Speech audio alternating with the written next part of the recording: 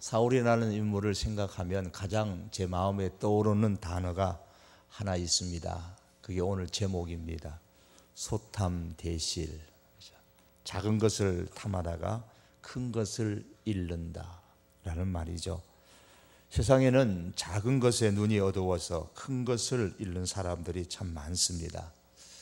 번쩍이는 별을 단 장군들이 지나가면 사람들이 부러워하잖아요. 그런데 물질의 눈이 어두워서 그 별이 뚝뚝뚝 떨어지는 사건들이 많이 일어납니다. 뉴스에서 나오는 이런저런 이야기들을 모아서 책으로 만든다면 아마 많은 두꺼운 책을 만들 수 있을 정도로 소탐대실의 사람들을 우리는 많이 경험을 합니다. 사울이 바로 그런 사람들 중에 한 사람입니다. 중요한 것은 우리 역시도 그런 사람이 될 수 있다는 사실을 알고서 조심해야 된다는 것이지요. 그걸 알기에 날마다 예수님께서 가르쳐 주신 기도에 집중하지 않을 수가 없습니다. 시험에 들게 하지 마옵시고 다만 악에서 구하옵소서. 여기서 제외될 수 있는 사람은 아무도 없을 것입니다. 사울이 이스라엘의 최초의 왕이 되어졌을 때에 성경에 기록되어진 사울의 전쟁은 한 크게 보면 5번 정도 기록된 것을 알 수 있습니다. 처음에는 암몬과의 전쟁이 11장에 나옵니다. 여기서 사울이 크게 승리함으로써 국민의 지지를 받고 왕으로 그렇게 기반을 닦아갔습니다. 두 번째는 블레셋과의 전쟁이 13장에서 사무엘상 13장에서 14장에 나오는데 여기서는 사울이 사무엘을 기다리다가 못 참고 자기가 직접 하나님 앞에 번제를 드리다가 하나님의 책망을 듣게 되는 사건이 나옵니다. 세 번째가 오늘 본문에 나오는 아말렉과의 전쟁이 나오고요. 네 번째가 블레셋과의 두 번째 전쟁이 나오는데 사무엘상 17장 이하에 나옵니다. 여기서는 사울이 벌벌 떱니다. 블레셋과의 전쟁에서 군사들도 그렇고 여기서 등장하는 인물이 다윗이 골리앗을 물리치는 사건이 나오죠. 블레셋과의 세 번째 전쟁은 사무엘상 28장에서 31장까지 나오는데 여기서 사울을 비롯해서 사울의 세 아들이 전쟁에서 전사하게 됩니다. 또 한 번의 전쟁은 전쟁이라고 할 것은 없죠. 다윗을 죽이려고 평생토록 사울이 쫓아다니는 인생의 모습을 볼 수가 있습니다. 이것이 사무엘상 18장에서 20장까지 나오는 내용들입니다. 오늘 우리가 생각하고자 하는 것은 아말렉과의 전쟁에 관한 내용 중에 있었던 사건입니다.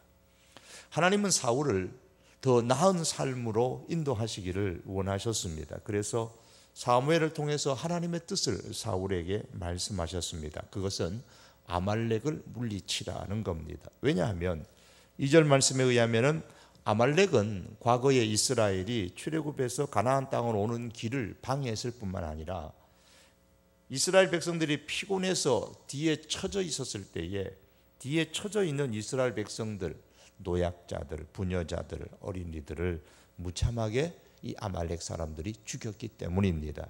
이런 이유로 하나님은 아말렉에 대해서 18절에 보시면은 죄인 아말렉이라 그렇게 표현을 했습니다. 그리고 가서 죄인 아말렉 사람들을 진멸하되 다 없어지기까지 치라고 했습니다. 따라서 아말렉과의 전쟁은 죄에 대한 하나님의 심판의 집행으로 볼 수가 있습니다. 하나님께서 이 일을 이루기 위하여서 사울을 사용하기로 결정하셨고 하나님께서 사무엘을 통하여서 사울에게 말씀하시는 내용이 3절입니다. 아말렉을 물리치라. 내가 너를 사용해서 아말렉을 벌주기를 원한다. 내가 그것을 해줬으면 좋겠다. 아말렉의 모든 소유를 남기지 말아라. 사람이든 짐승이든 그 어떤 것이든 아말렉의 흔적은 남기지도 말라고 하셨습니다. 이것은 사울에게 있어서는 기회였습니다. 지금보다 더 나은 인생의 수준으로 올라갈 수 있는 기회였습니다. 아말렉을 멸망시키는 것이 왜 사울에게 기회입니까? 아말렉을 물리치는 것은 사울의 왕권을 더욱더 굳게 해주는 그런 것이기 때문입니다. 아말렉은 이스라엘 주변에 있으면서 이스라엘 사람들을 약탈하는 민족이었습니다. 그런 민족을 멸망시켰을 때에 사울이 백성들로부터 어떤 지지와 인정을 받겠습니까? 그 결과는 우리가 쉽게 생각해 볼 수가 있습니다. 만일 우리나라의 대통령이 북한과의 관계를 잘 해결하고 통일을 이뤘다고 한번 생각해 보십시오. 얼마나 인기가 올라가겠습니까? 실제로 얼마 전에도 남북이 대치는 상황 속에서 뚝심 외교로 문제를 해결했을 때에 이 대통령의 인기가 갑자기 50% 가까이 이렇게 쭉 올라갔었잖아요. 한반도를 둘러싸고 있는 이 나라들과 외교를 통해서 나라의 경제를 견고하게 하고 나라의 영향력을 크게 만들고 국민의 지갑을 더 두껍게 만들어준다면 대통령의 입지는 더욱 굳어지게 될 겁니다. 그러므로 아말렉을 진멸시키라. 그리고 하나님께서 그 승리를 보장하셨으니 이 하나님의 말씀은 이스라엘 왕으로서의 사울의 왕권을 더욱 강화시켜주고 그의 인생을 보다 더 높은 수준으로 윤택하게 해주는 기회였던 겁니다. 여러분, 우리에게 뭔가를 행하기를 원하시는 하나님의 말씀을 들을 때에 이것은 더 나은 나의 인생의 수준을 끌어올릴 수 있는 기회로구나, 그걸 알아야 됩니다.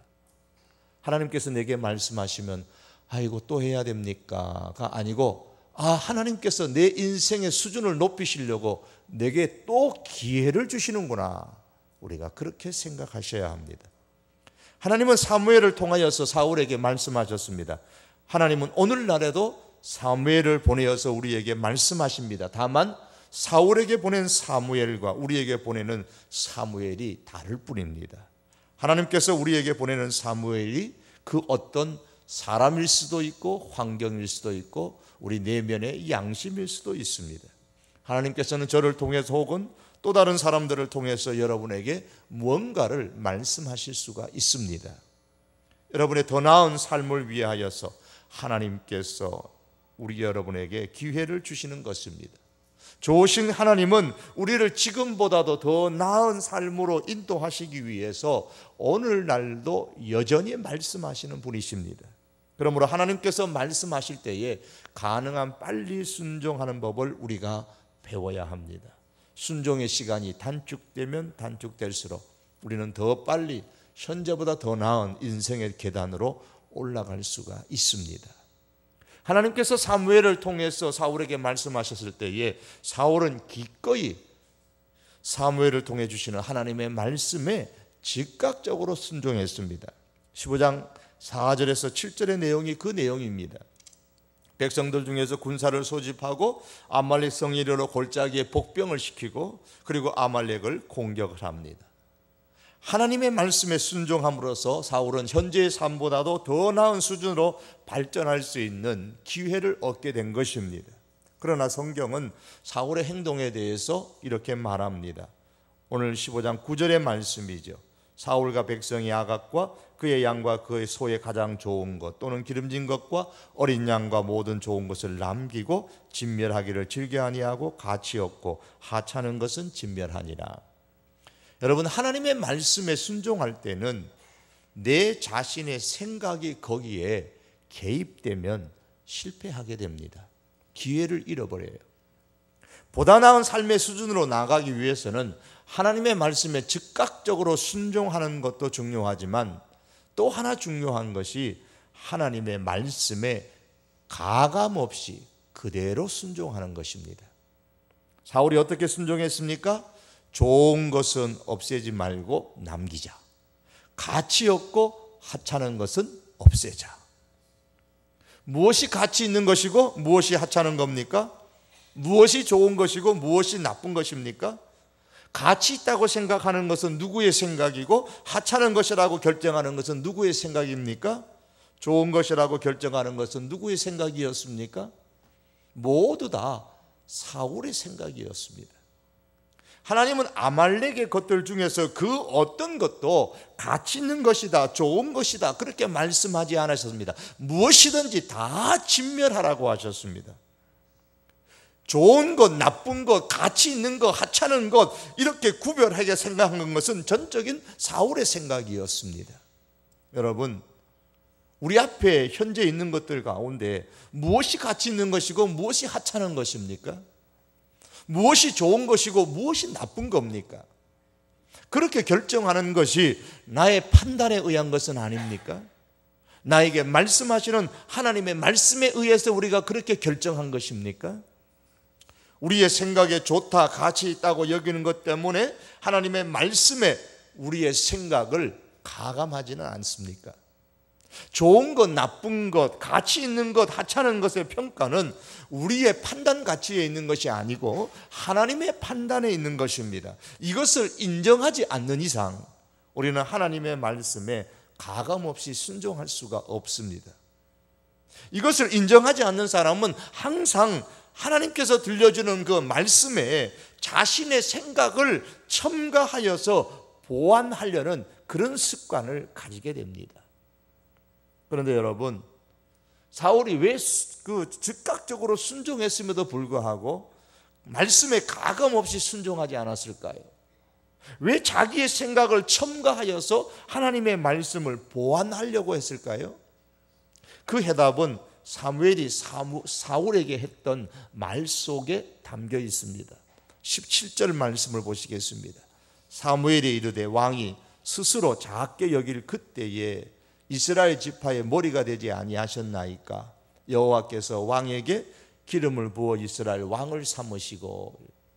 이 말씀에 의하면 사울이 왕이 될 수 있었던 그 이유는 무엇입니까? 스스로 작게 여겼기 때문입니다. 사무엘이 사울에게 왕으로 기름을 붓기 위하여 만났을 때 사울은 이렇게 말했습니다. 사무엘상 9장 21절에 보시면 사울이 대답하여 이르되 나는 이스라엘 지파의 가장 작은 지파인 베냐민 사람이 아니니까, 또 나의 가족은 베냐민 지파 모든 가족 중에 가장 미약하지 아니하나이까. 그런데 어찌하여 내게 이같이 말씀하시나이까? 그런데 내가 어찌 왕이 될 수 있겠느냐라고 사울이 말합니다. 이 말씀처럼 사울은 스스로 자신을 작게 여겼습니다. 17절의 말씀을 이렇게 번역한 사람이 있습니다. 사무엘이 말을 했다. 처음 이 길에 들어섰을 때 당신은 보잘것없는 사람이었습니다. 왕께서도 그것을 알고 있었습니다. 그때 하나님께서 당신을 이스라엘 가운데 가장 높이 두셔서 왕으로 삼으셨습니다. 사울이 보잘것없는 존재인 것을 자신이 알았습니다. 하나님도 아셨습니다. 그때에 하나님께서 사울을 높이 들어서 왕으로 세우셨습니다. 그런데 문제는 사울이 왕이 된 후에 시간이 조금 지났을 때입니다. 왕의 생활에 조금 이제 익숙해지기 시작했습니다. 이때 사울은 스스로 자신을 작게 여기지 않았다는 말씀입니다. 왕이 될 만하니까 왕이 된 게 아니겠느냐는 거죠. 스스로 자신을 높이게 되어서 하나님의 말씀을 더 이상 철저하게 의지할 필요가 없다고 여긴 겁니다. 적절하게 내가 생각해서 내가 판단해보고 내 입장을 고수해 나가면서 하나님의 말씀을 이렇게 저렇게 자기가 요리하면 된다고 생각한 것이죠. 어느 정도 여유 있게 하나님 앞에서 자기 생각, 자기 입장을, 자기 주장을 내세울 수 있는 위치에 이제 있는 것이 아니냐라고 생각을 한 것입니다. 그래서 철저하게 가감없이 순종하지 않고 자기 생각에 따라 좋은 것, 나쁜 것, 가치 있는 것, 가치 없는 것, 진멸해야 버려야 될 것, 그리고 버리지 말아야 될 것을 그렇게 자신이 구별을 한 것입니다. 이런 사울의 모습은 12절에서도 발견하게 됩니다. 12절의 말씀에 보시면은 혹이 사무엘에게 고하여 가로되 사울이 갈멜에 이르러 자기를 위하여 기념비를 세우고 돌이켜 행하여 길갈로 내려갔다 하는지라 라는 말씀이 나오죠. 사울은 전쟁에서 승리한 이후에 이 아말렉과의 전쟁에서 승리한 이후에 전쟁의 승리를 기념하는 기념비를 세웠는데 자신의 영광을 위한 기념비를 세웠다고 했습니다. 자기를 위하여 기념비를 세웠다. 그렇게 성경은 말씀합니다. 목수가 망치와 톱과 대패와 자와 이런 다양한 도구를 가지고서 멋진 집을 만들었습니다. 그랬더니 그 중에 톱이라는 녀석이 새로 지은 집 앞에다가 내가 이 집을 만들었다 하고 편말을 세우는 겁니다. 톱은 그냥 목수의 손에 쓰임 받는 것밖에 없습니다. 멋진 집은 목수가 만든 겁니다. 사울이 바로 바로 이 짝입니다. 자기 때문에 전쟁에서 이겼다면서 자기를 위하여 자기를 기념하는 기념비를 세운 겁니다. 그런 기념비를 세운 이 사울의 마음에 담긴 것은 그겁니다. 이제 작은 자 사울이 아니고 큰 자 사울을 좀 높여야 되겠다는 겁니다. 큰 자 사울을 높이는 기념비를 세운 것이죠. 사랑하는 성도 여러분, 스스로 자신을 큰 자로 여기고 하나님께 의지할 필요가 없다고 생각하는 사람을 하나님께서는 더 이상 사용하지 아니하십니다. 그래서 11절에 보면 하나님께서 말씀하십니다. 내가 사울을 왕으로 세운 것을 후회한다. 그리고 35절에서도 여호와께서는 사울을 이스라엘 왕으로 삼으신 것을 후회하셨더라 그랬습니다. 후회하셨다, 이 말은 몰랐구나, 이렇게 될 줄 몰랐구나, 그런 뜻이 아닙니다. 이렇게 될 줄 몰랐는데 내가 사람을 잘못 세웠구나, 그런 뜻이 아니에요. 여기서 하나님의 후회라는 이 표현은 사울이 하나님과 맺은 언약을 지키지 않아서 매우 안타깝다. 사울이 언약을 지키지 않으니 내 언약이, 사울과 맺은 언약이 깨어지는 것을 보니 내가 참 고통스럽다, 그런 뜻입니다. 왜 안타깝고 왜 고통스럽죠? 11절 그 다음에 나오는 말씀에 보시면 그가 돌이켜 나를 따르지 아니하며 내 명령을 행하지 아니하였음이니라. 사울이 이스라엘의 왕이 되었다는 것은 하나님과 왕 사이에 언약을 맺었다라는 뜻입니다. 하나님과 언약을 맺은 사람은 쌍방간에 이제 서로 합의해서 맺은 거예요.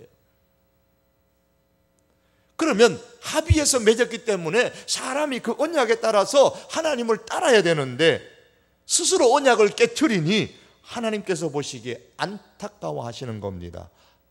통제라, 이를 어찌할꼬, 언약이 깨져버렸구나. 그러므로 하나님이 사울을 버린 것이 아니고 사울이 먼저 하나님을 버린 것입니다. 언약을 깨트려 버린 거예요.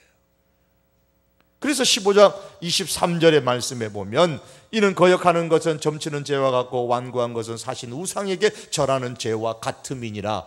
사울아, 내가 언약을 깨트려 버렸구나, 그 말씀입니다. 그러니 왕이 여호와의 말씀을 버렸으므로 여호와께서도 왕을 버려 왕이 되지 못하게 하셨나이다. 언약은 깨어졌다는 거예요. 말씀을 거역하는 것은 점치는 죄와 같고 말씀에 순종하지 않는 것은, 딱딱한 마음을 가진 것은 우상에게 절하는 죄와 같아. 사울이 죄를 범함으로 언약을 깨트려 버린 겁니다. 결국 사울이 하나님의 말씀을 버렸기 때문에 하나님께서도 사울을 버리셨습니다. 언약은 한쪽이 깨어지면 깨어지는 법입니다. 사랑하는 성도 여러분, 우리가 말씀을 버리면 하나님이 우리를 버리시죠. 그렇다면 이 말씀을 반대로 생각하면 어떻습니까? 우리가 말씀을 붙잡으면 하나님께서 우리를 붙잡아 주십니다. 우리의 인생 여정 가운데서 어떻게 하면 하나님께서 나를 붙잡아 주실까? 다른 고민할 것 없습니다. 내가 하나님의 말씀을 붙잡고 나아가면 하나님께서도 우리를 붙잡아 주실 것이고, 하나님께서 붙잡아 주시면 우리 인생은 안전합니다. 이것이 바로 복입니다. 그러므로 여러분, 항상 하나님의 말씀을 붙잡고 살아가는 인생이 될 수 있기를 원합니다. 언제 하나님의 말씀을 붙잡고 살 수 있습니까? 내가 하나님 앞에서 스스로 작다고 여길 때입니다. 그때가 바로 하나님의 축복을 받을 때요, 그 자리가 하나님의 축복을 받을 자리입니다. 스스로 작다고 여기고 하나님의 말씀을 붙잡는 것이 바로 축복의 비결입니다. 이 모습이 저와 여러분들의 모습이 될 수 있기를 원합니다. 하나님께서 내게 말씀하심을 들었을 때에 그때가 더 나은 삶으로 발전할 수 있는 기회입니다. 하나님께서 내게 또 기회를 주시는구나, 그렇게 생각하셔야 됩니다. 그때에 내 자신을 작게 여기면서 말씀을 붙잡고 즉각적으로 그리고 가감 없이 순종할 수 있기를 바랍니다. 더 나은 기회로, 더 높은 수준으로 올라갈 수 있는 기회를 잡는 것입니다. 또한 더 나은 삶으로 발전하는 데 있어서 방해가 되는 또 한 가지 것이 오늘 본문에 나오는데, 잘못된 문제를 지적을 받으면은 변명하지 말아야 됩니다. 사울은 문제를 드러내놓고 해결하려고 하지 않고 변명으로 문제를 감추기에 급급했습니다.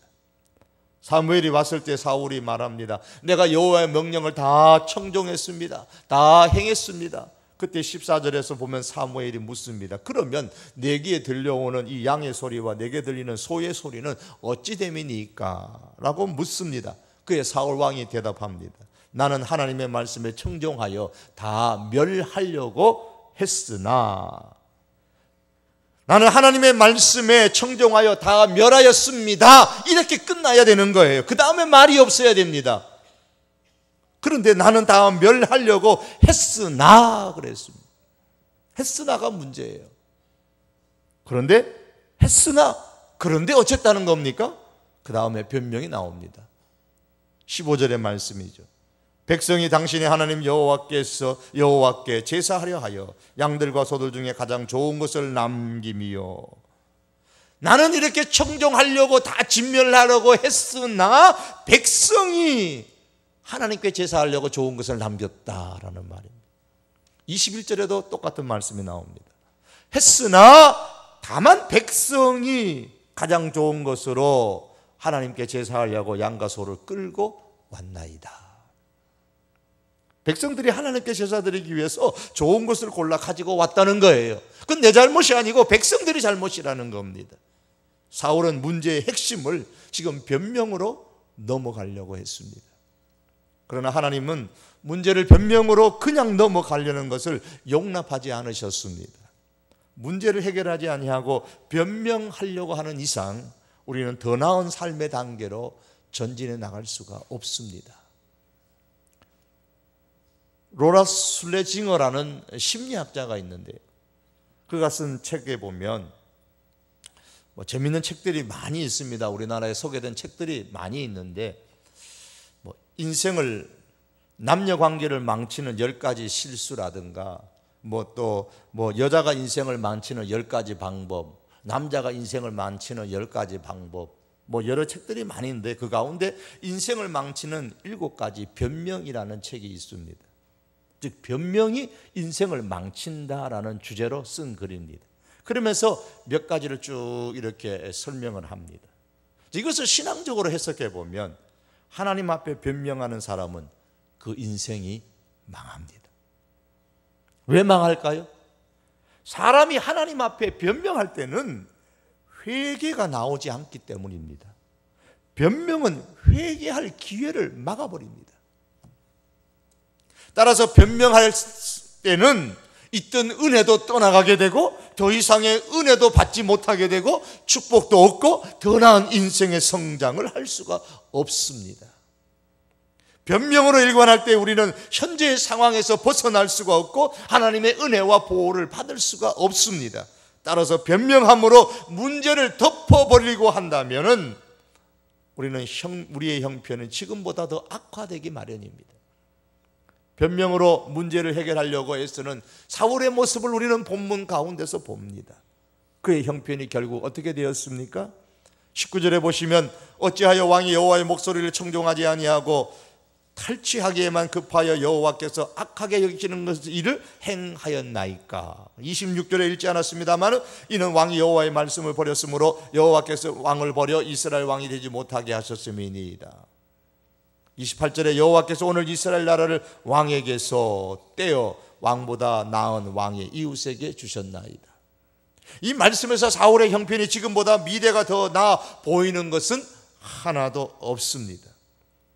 이후에 나타난 사울의 인생은 자신의 최고의 능력을 전혀 발휘하지를 못했습니다.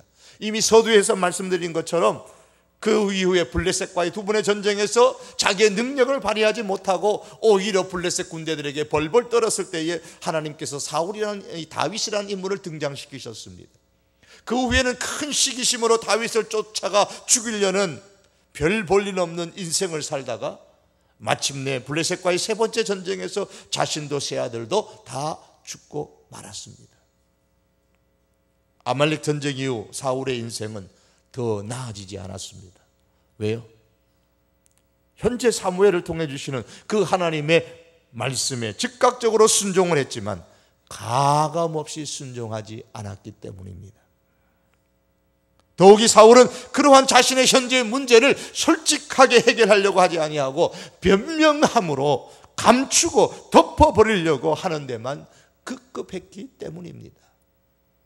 사랑하는 성도 여러분, 하나님 앞에서의 변명은 더 나은 인생으로 가는 장애물이 될 뿐입니다.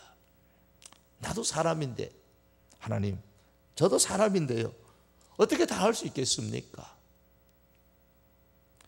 하나님, 옳다는 것은 알겠지만, 옳은 것은 내가 알겠지만, 그러면서 하지 못했다고 우리가 그러지 말아야 됩니다. 하나님, 그런 것은 특별한 사람들만 할 수 있는 것이고요, 나 같은 사람은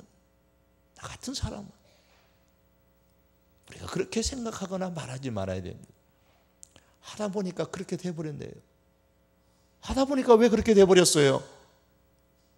하다 보니까 그렇게 됐다고 변명합니다. 이런 변명들 말고 하나님께로 나아가 진심으로 하나님 잘못했습니다, 용서해 주십시오 라고 해야 합니다. 그러면 하나님은 무슨 잘못이든지 다 용서하시고 새롭게 출발할 수 있는 기회를 주십니다. 이제 말씀을 맺기를 원합니다. 하나님께서 우리에게 말씀하실 때는 또 하나님 또 시키십니까? 또 뭘 하라고 말씀하십니까? 여러분, 그렇게 받아들이지 마십시오. 하나님께서 오늘도 성경을 통해서 또 여러 환경을 통해서 사람을 통해서 우리에게 말씀하실 때에 하나님 또 더 나은 삶으로 나갈 수 있는 기회를 주시는군요. 하나님께서 내게 복을 주시는 그 기회를 이제 하나님께서 내게 주시는군요. 우리가 그렇게 받을 수 있어야 됩니다. 그러나 소탐대실에서 기회를 잃지 않도록 조심해야 됩니다. 소탐대실하게 되면 작은 것을 탐하다가 큰 것을 잃게 됩니다. 인생의 하얀 곡선을 그을 수 있다는 것을 아셔야 됩니다. 사울은 정말 왕으로서 더 멋진 인생을 살아갈 수 있는 기회를 하나님 앞에 받았는데 작은 것 얻으려고 하다가 엄청난 큰 것, 왕의 권세도 잃어버리고 그리고 하나님도 잃어버리는 그런 인생이 전락하고 말았습니다. 그러므로 하나님께서 우리에게 말씀을 주실 때 더 나은 인생으로 나아갈 수 있는 기회를 우리에게 주실 때에 그 기회를 내 것으로 삼기 위해서 내게 주시는 하나님의 말씀에 즉각적으로 순종할 수 있기를 바랍니다. 내게 주시는 하나님의 말씀에 대해 하나님 다음에 순종하겠다고 뒤로 미루지 마시기를 바랍니다. 즉각적으로 순종할 뿐만 아니라 가감없이 순종할 수 있기를 바랍니다. 하나님께서 내 마음에 감동을 주시고 하나님께서 내 마음에 은혜를 주셨을 때에 내가 이렇게 해야 되는구나 라고 스스로 성령의 감동하심 속에 내가 젖어들었을 때에 가감없이 즉각적으로 그대로 순종할 수 있기를 바랍니다. 뭔가 이제는 나도 큰 자가 되었다고 생각하면서 내 입장과 내 생각을 고수하고 첨가하지 말아야 합니다. 하나님께서 말씀하시는 그대로 하나님을 믿고 가감없이 순종하시기를 바랍니다. 더 나아가서 내게 잘못된 그 무엇이 있다고 은혜를 주실 때 하나님께서 여러 가지 환경이나 사람을 통해서 때로는 내 양심의 말씀을 던져 찌를 때에 변명함으로 감추거나 덮어버리려고 애쓰는 것이 아니라 주님, 제가 잘못했습니다. 때로는 베드로처럼 통곡하며 우리 하나님 앞에 나아갈 수 있기를 바랍니다. 그럴 때 하나님께서는 또 다른 기회를 우리에게 허락하시는 것입니다. 좋으신 하나님, 선하신 하나님, 그 하나님은 우리의 아버지십니다. 우리의 인생이 더 나은 삶으로 나가기를 하나님은 지금도 우리에게 원하십니다. 그걸 원하시기 때문에 우리에게 말씀하시는 겁니다. 때로는 이런 말씀을 통해, 때로는 저런 말씀을 통해서 우리 인생이 더 앞으로 전진하기를 하나님께서는 참으로 원합니다. 더 발전하기를 하나님은 참으로 원하십니다.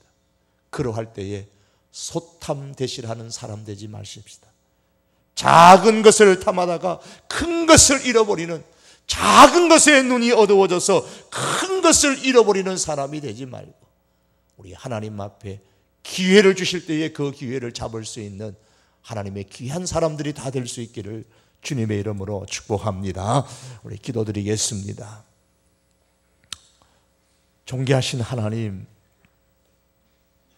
사울의 인생을 통해서 우리에게 주시는 말씀, 하나님의 말씀은 무거운 말씀이고, 하나님의 말씀은 힘든 말씀이고, 하나님의 말씀은 나를 괴롭게 하려는 말씀이 아니라 더 나은 인생으로 발전할 수 있도록 우리를 위하는 말씀인 것을 깨닫게 하시고, 주께서 내 심령의 은혜로 채워주실 때에, 감화 감동하심으로 내 마음에 부딪히게 하실 때에, 예, 주님, 내가 지금 순종하겠습니다.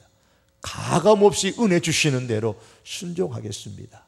주님 앞에 고백하며 나갈 수 있게 하시고, 때로는 성령의 감동하심으로 우리의 잘못된 것을 지적해 주실 때에 변명으로 일관하지 않게 하시고, 주님, 내가 잘못했습니다, 용서하여 주시옵소서.